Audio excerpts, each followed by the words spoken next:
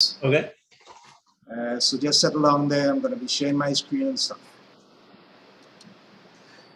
You said to being live streamed. That says okay.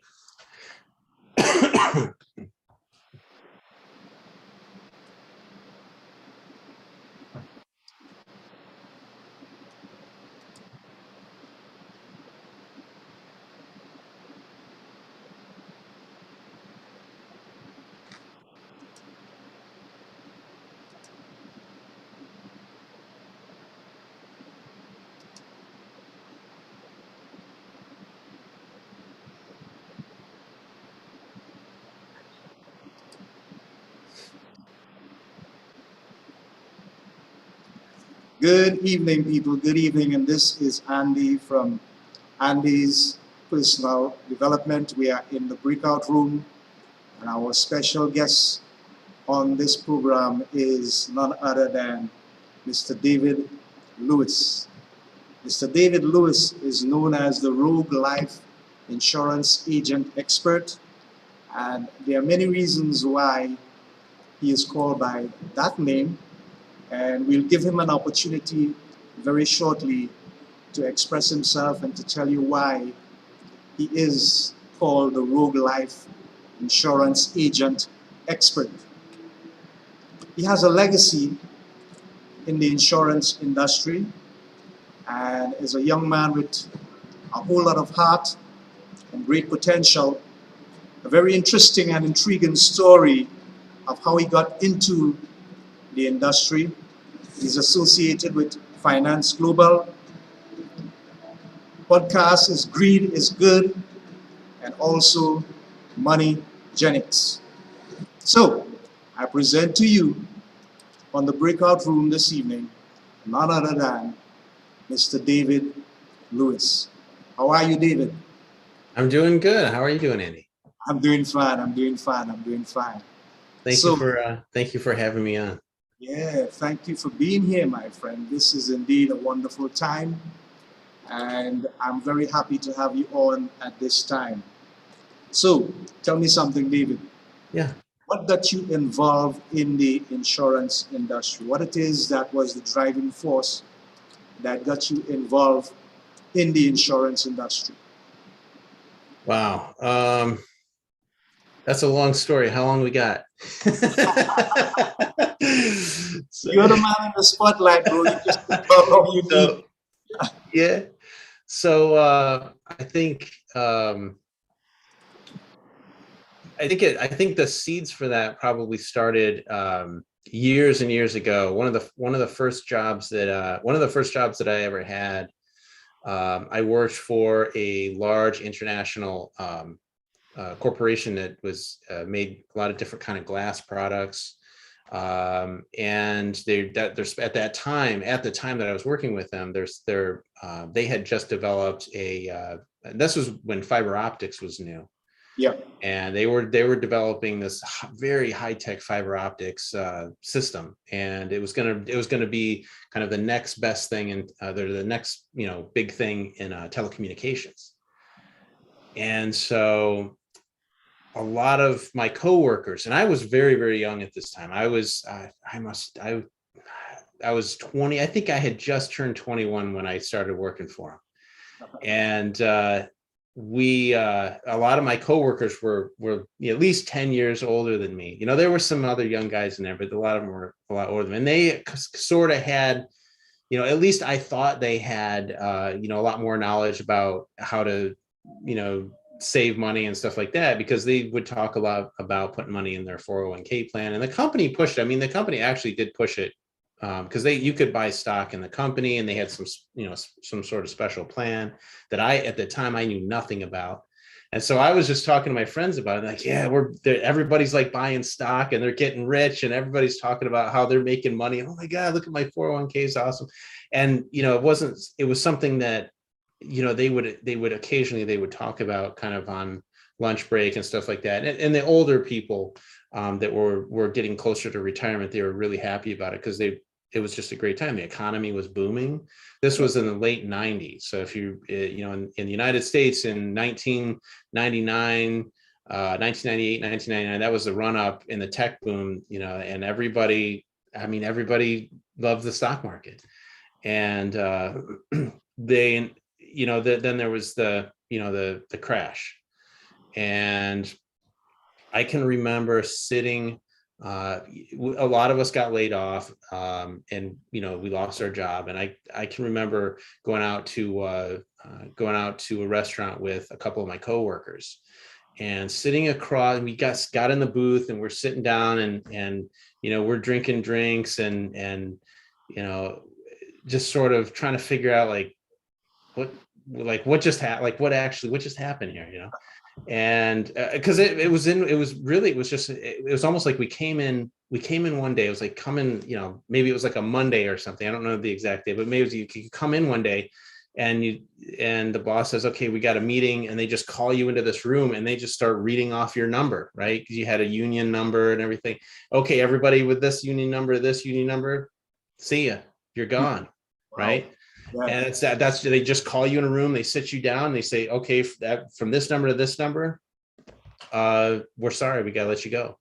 And so I'm sitting here in the restaurant, I'm sitting across in the booth and talking to my friends. And, you know, this one friend of mine, she you know, she's talking about how she was in her 60s, I think, and she was getting pretty close to retirement. And she was telling me, you know, she was in tears and everything. And I just remember, it's like burned into my brain. She said, I can't retire. She said, I lost everything. Wow. And that I didn't understand that. At that time, I just couldn't wrap my head around it, because the company was doing well. Everybody was getting paid well. The company actually paid a wage that was higher than every other company, every other business in the area. Every time I asked anybody about how all this retirement stuff worked, everybody said, oh, it's so easy. Everybody, you know, it's, you know, all you got to do is blah, blah, blah, just put some money in there and everything is going to be fine.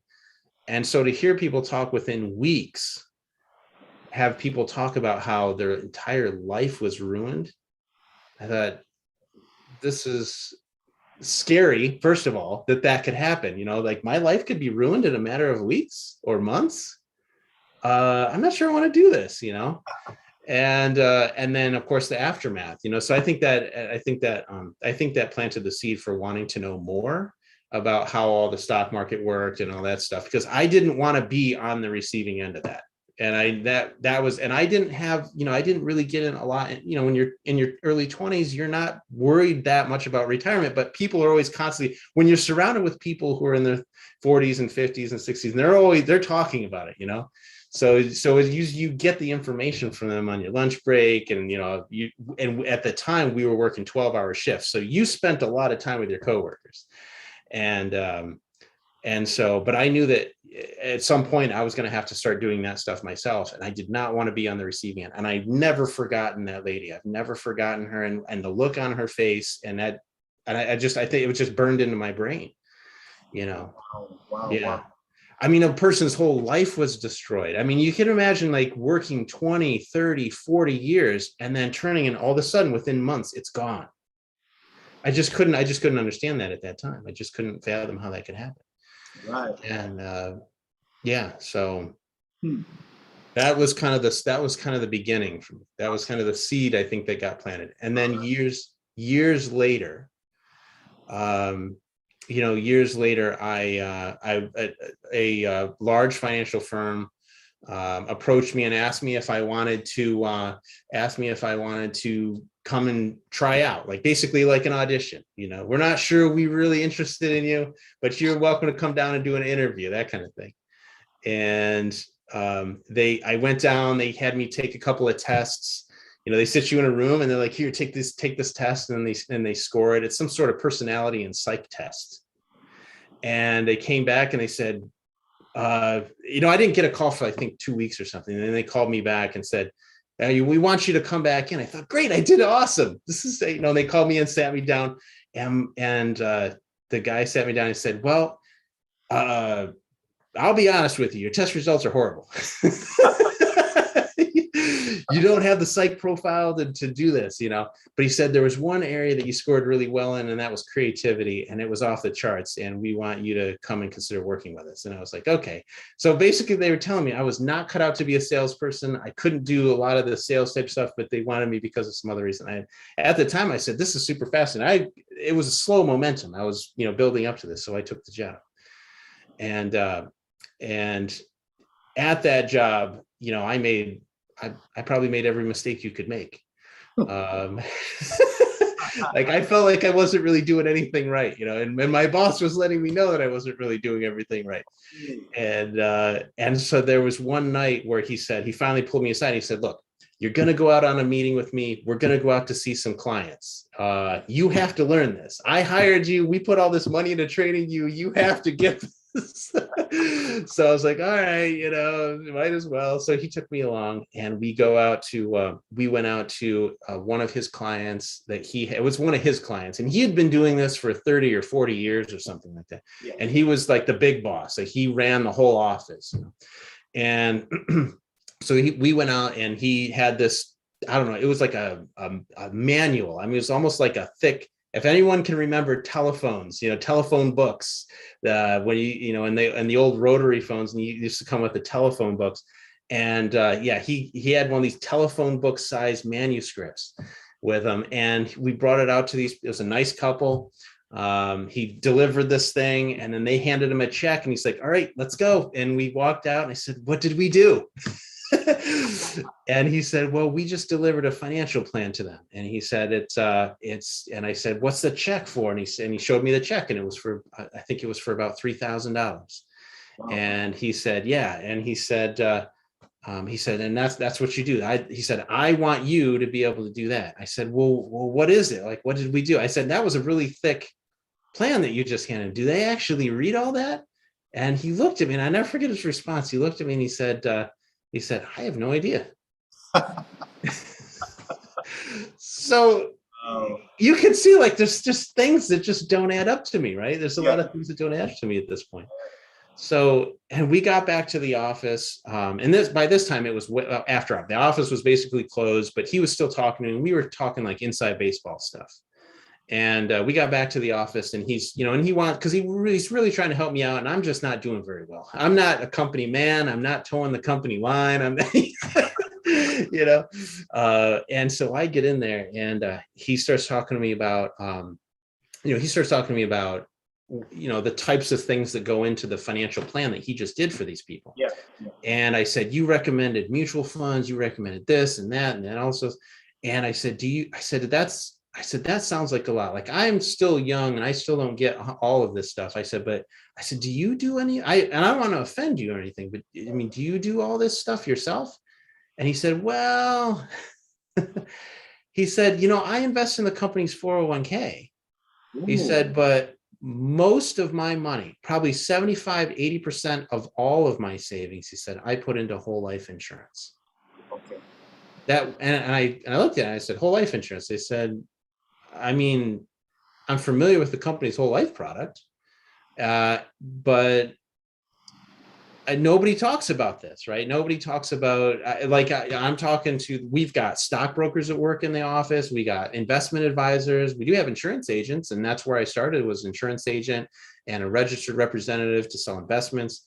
Yeah. I said, but like, a lot of the guys don't talk a lot about whole life insurance. They talk about the mutual funds. They talk about stocks. They talk about, you know, everything except whole life insurance. He said, I put it in whole life insurance because honestly, nobody actually knows what the stock market's going to do. And if I put my money in there, I sleep well at night. I'm willing to make money in the 401k, he said, but I sleep well at night. And that's when it really clicked for me. I mean, that's when I started really getting serious about it. I thought, if this guy who's been doing this for 30, 40 years, his confidence level, he can access any, pretty much the firm it's an international firm. I mean, it's a large financial firm. Yeah. He could access any investment he wants, and he puts most of his money into whole life insurance. I need to become an expert in this. This is what I need to specialize. I need to know more about this. Right. And that's what got me down the road. That's when things started getting really serious. Wow, very intriguing, David. And you know, it brings me to another question. But before I get into that question, I'm real curious. Yeah. The name or the sobriquet or the addition to your name, the Rogue Life Insurance Agent Expert. How Yeah. did that come about? Was that because of your your your ambition towards being successful, or the way in which you went about things, or how did it happen? You know, that was a name that was given to me, basically. Um, it's funny that in retrospect, I can kind of see how it happened. At the time, I didn't really get it, and it was just something that just sort of, something that was given to me, and I just sort of ran with it. Okay. And basically, it's a lot of the stuff. I've always kind of been this. I kind of go my own way. I typically, I'm not the type of person that follows the crowd. I tend to think outside the box. I don't sit around here and say, "Oh, I'm going to think outside the box."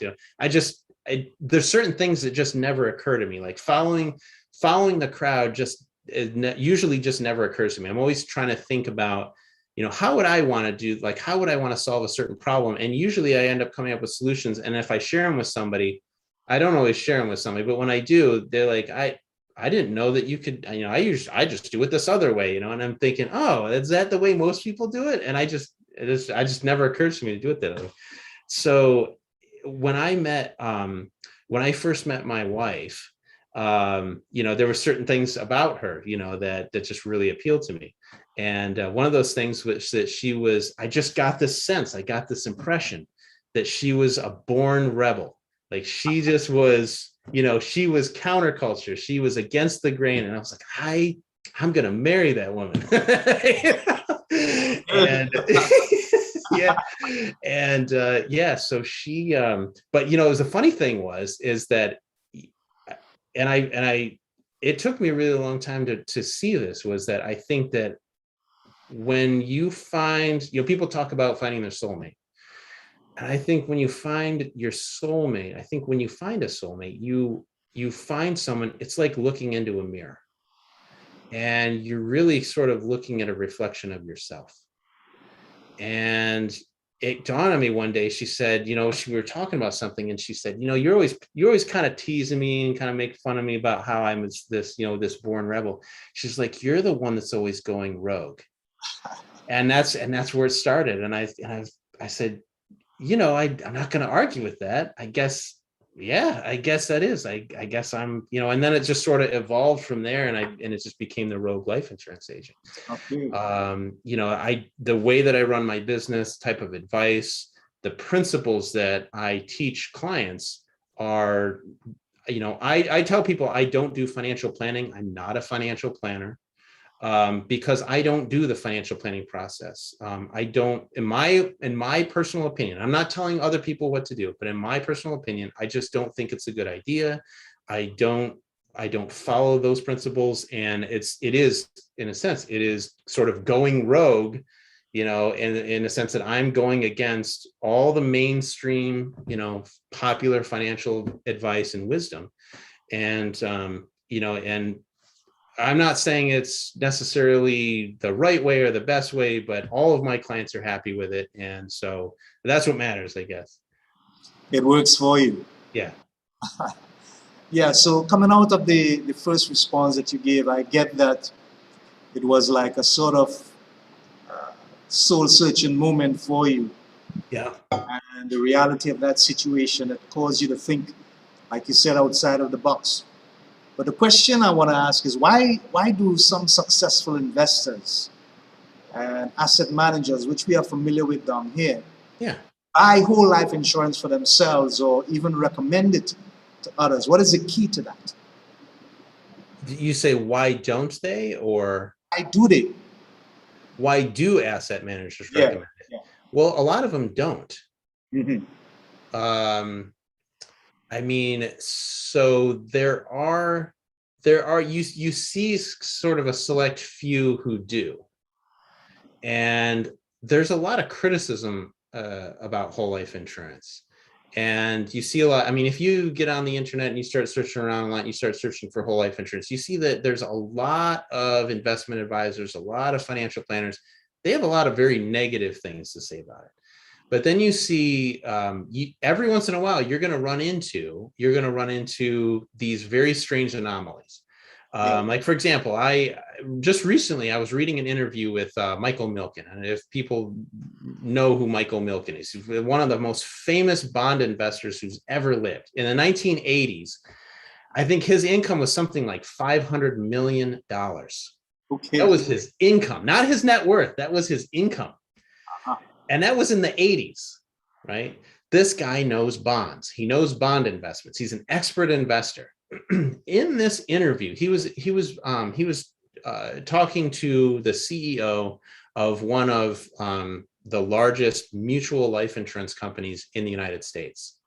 And during the interview, they're going back and forth about the insurance industry. And he's, at one point he stops. He says, "Full disclosure, my family, we buy a lot of whole life insurance from your company. We buy a lot of whole life." And and the CEO stops. He's like, "Well, thanks. I guess." It was just one of those weird moments, and I just thought that was really insightful. What is an expert investor like Michael Milken? What does he need with whole life insurance? But clearly there's a benefit there, right? People don't buy things because they're not valuable, especially in professional investors. They don't buy things unless they think they're really, really valuable.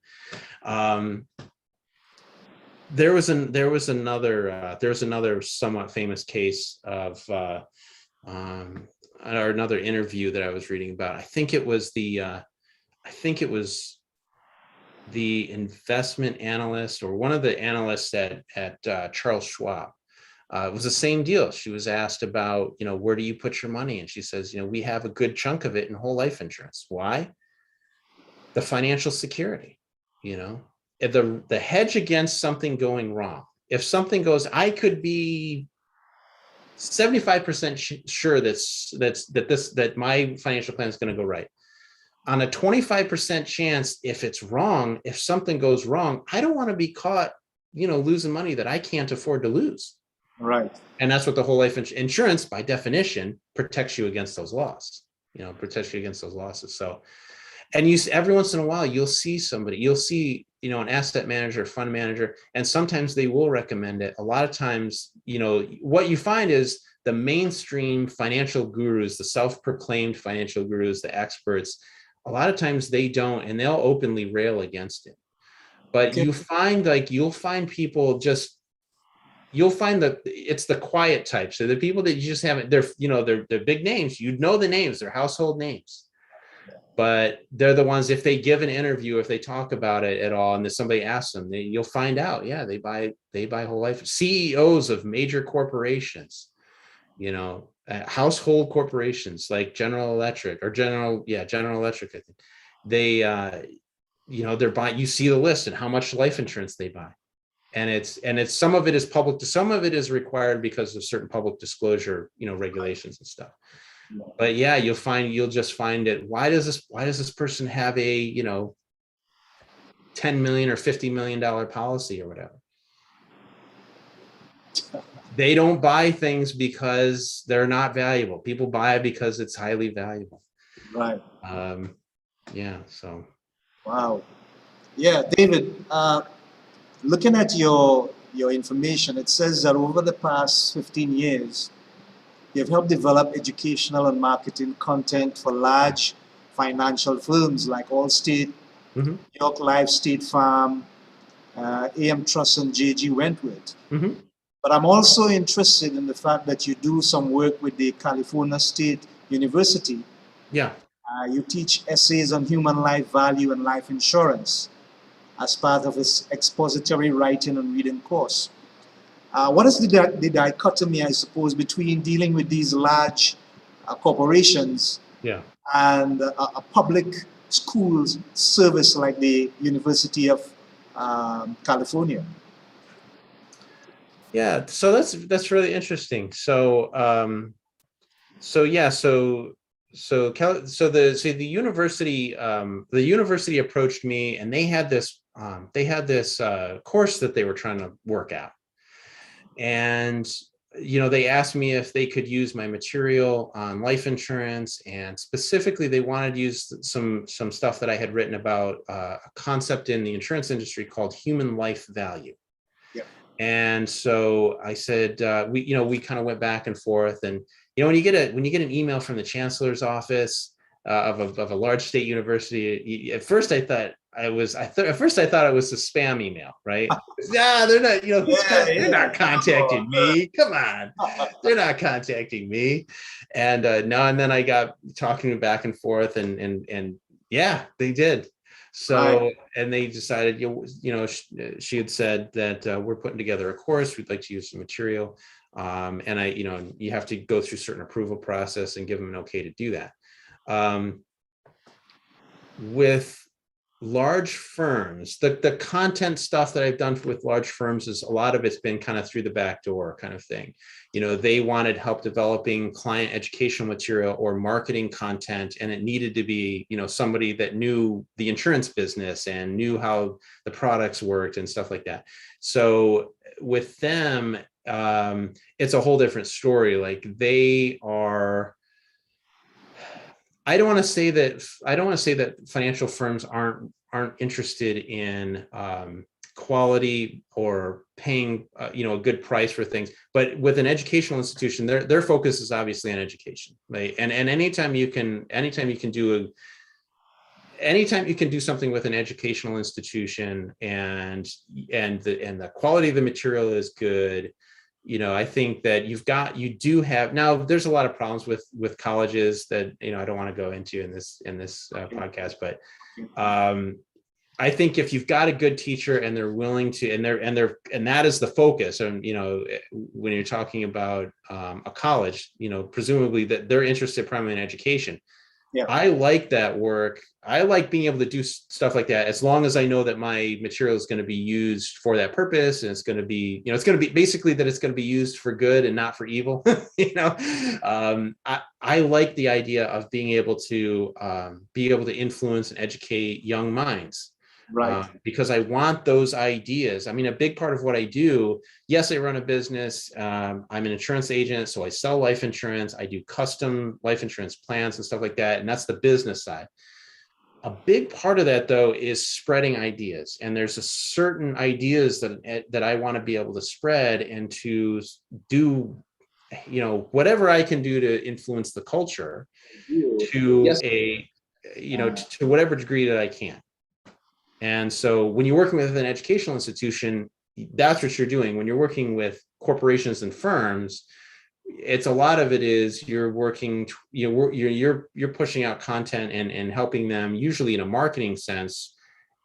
It's not the same thing. It's not the same thing. I'm not saying it's bad. It's just, it's different. I like the idea of being able to introduce new ideas to young minds. All right. Wonderful. Now, we are in the midst of a pandemic, and a whole lot of people are struggling financially, trying to cope with the loss of income, loss of their jobs. Some people have had to dig into their little savings and other financial products. What advice would you give to struggling folks, I guess, in terms of, if any at all, an investment that they can make in an insurance product that would somehow help them, maybe not in the short term, but in the long term, in preparation for something like this again, if not, but just to build some level of asset so that they would have something to fall back on and look forward to in the future? Yeah, so man, that's tough, man. Oh, wow. That's tough. I know, and I can speak, because I'm in the United States, and so I know it's different for depending on where you live. I can speak for the being in the United States. I can say there are certain things you can do, right? The first thing being having just a little bit of money set aside for emergency purposes. Nothing wrong with having cash in the bank. Okay. If you can have a month's worth of expenses saved up in a savings account or something like that, that gives you a pretty good buffer. That gives you time. Like that means that you're not 3 days away from being evicted. You know what I mean? Yeah. If you're basically a month, if you can pay this month's bills and next month's bills, you've essentially given yourself a 60-day buffer so Okay. that you've got time, right? Things are not going to happen to you immediately. You can effectively, what's happening is if you've got, let's say 60 days, at least 30, but ideally, let's say 60 days, if I could kind of get across one idea is money buys time. So if you've got savings, that savings is going to buy you time. Nothing's going to happen to you immediately. That's a really big idea that I think a lot of people, they learned kind of the hard way during the pandemic. They had 2 or 3 weeks of cash on hand, especially businesses. Yeah. And when they ran out, it was out, and they were basically out of business. They could get money. Some of them could apply for grants and stuff like that from the government and loans from the government. But even with that, a lot of times they still didn't make it. Okay. So would be step one, is to have a small buffer.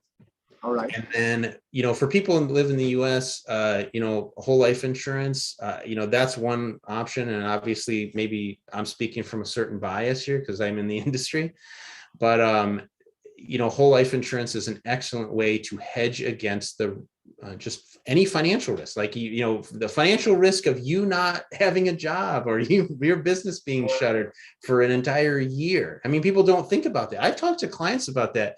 Not in the not too distant past. I've talked to clients about that and told them, because they asked me. I said, how much savings should I be building up inside my insurance policy? And I said, 18 months.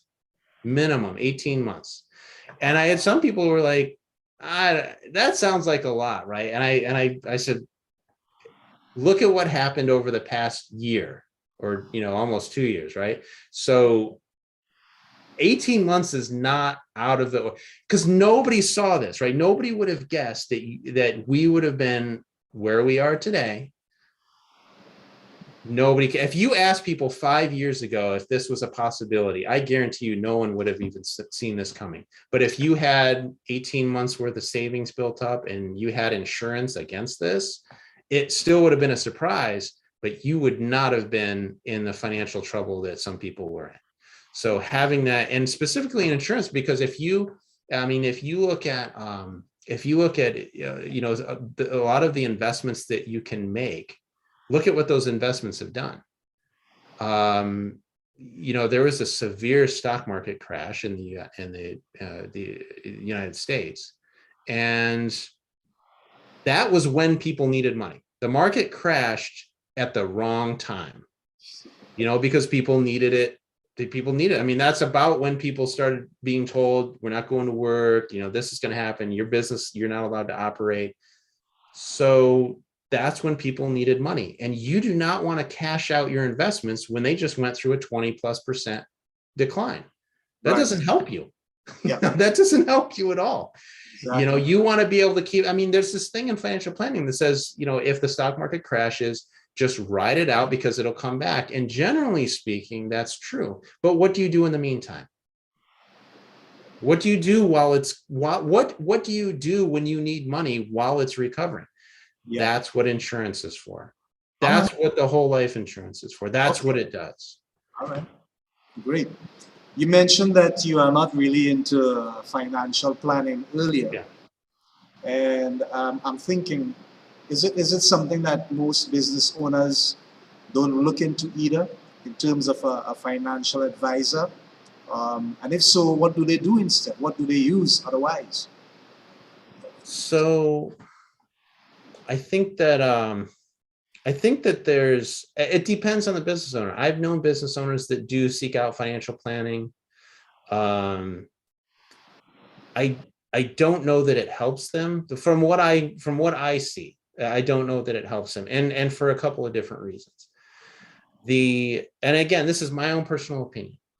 What I see from the financial planning industry is I see a very top-down sort of authoritarian approach to financial planning. It's very much a do this, not that type of advice. Right. And it's a business model. The financial world, the financial industry largely still operates on a business model where it creates dependency. So if you're seeking financial advice, there's a very, very good chance that you are going to end up in a position where you're dependent, where you're increasingly dependent on an investment advisor, a financial planner of some kind. And the more money you sort of hand over and the more control over your money that you cede over to somebody else, the more dependent you become on them. And I fundamentally disagree with that. I believe in a financial model where you have an increasing amount of control over your money. And again, that's one reason why I am in the life insurance business and why I advocate for whole life insurance, because if you own a whole life policy, for example, you are literally the policy owner. You have the final authority on what happens to all the money that you put in that policy. The insurance company, while they hold the money for you, yes, they're going to make investments and so on, but you can call them at any time and say, you know what, I want my money back right now. And they have to give it to you. There's no ifs, ands, or buts. And it's a contract. It's a private contract between you and the insurance company. It's not a tax loophole. It's not it's not a government favor. It's not a government tax favor of any kind. It is a contractual arrangement where you are guaranteed a certain sum of money, no matter what. And you, as a policy owner, you literally own the contract. In fact, the way that in the United States, the way it works is if you buy a life insurance policy from a mutual insurance company, that policy gives you ownership. It gives you ownership rights in the company. You can vote on the board of directors. You have ownership in the policy, and you can direct the cash values. Like, you can borrow them out, you can cash them out, you can tell the insurance company, how much premium you're going to pay and so on. You have a lot of control over your money. And that's the sort of thing that I believe in, is a situation where you have an increasing amount of control over your money and your finances, and that you work towards financial independence, and really you're building financial security by doing that, as opposed to becoming more dependent on someone else. I hear you. Very intriguing, my friend. Okay, so we're gonna take about a minute break, and we're gonna have a little musical interlude, and I'll just check on YouTube and Facebook and see if there are any comments or questions for you. We'll be back shortly, David. Yeah, take a drink. Yeah. Take a deep breath. Get some fresh air. Hang in there, buddy.